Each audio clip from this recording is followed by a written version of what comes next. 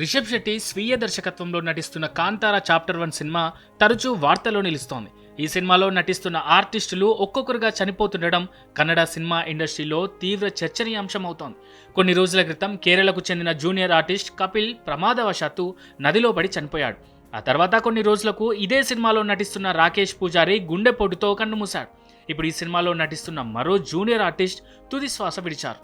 ఇదే news ఇప్పుడంతటా hot topic అవుతోంది. కేరళలోని త్రిశూర్కు చెందిన junior artist Viju VK June 11 అర్ధరాత్రి గుండె నొప్పితో కుప్పకూలాడు. ఇలా కొన్ని నెలల వ్యవధిలో కాంతారా 2 సినిమాలో భాగమైన ముగ్గురు ఆర్టిస్టులు కన్నుమూయడం శాండిల్వుడ్లో హాట్ టాపిక్గా మారింది. త్రిశూర్లో నివాసం ఉండే Viju VK Kantara chapter 1 cinema shooting కోసం కర్ణాటక వచ్చారు. అగుంబే సమీపంలోని హోమ్ స్టేలో ఆయన బస చేశారు. అయితే బుధవారం రాత్రి ఆయనకు ఛాతీ నొప్పి వచ్చింది. వెంటనే ఆయనను తీర్థహల్లిలోని ఆసుపత్రికి తీసుకెళ్లారు. కానీ మార్గమధ్యంలోనే ప్రాణాలు కోల్పోయాడు. ఈ విషయాన్ని విజు కుటుంబ సభ్యులకు చేరవేయగా వారు వెంటనే కర్ణాటకకు బయలుదేరారు.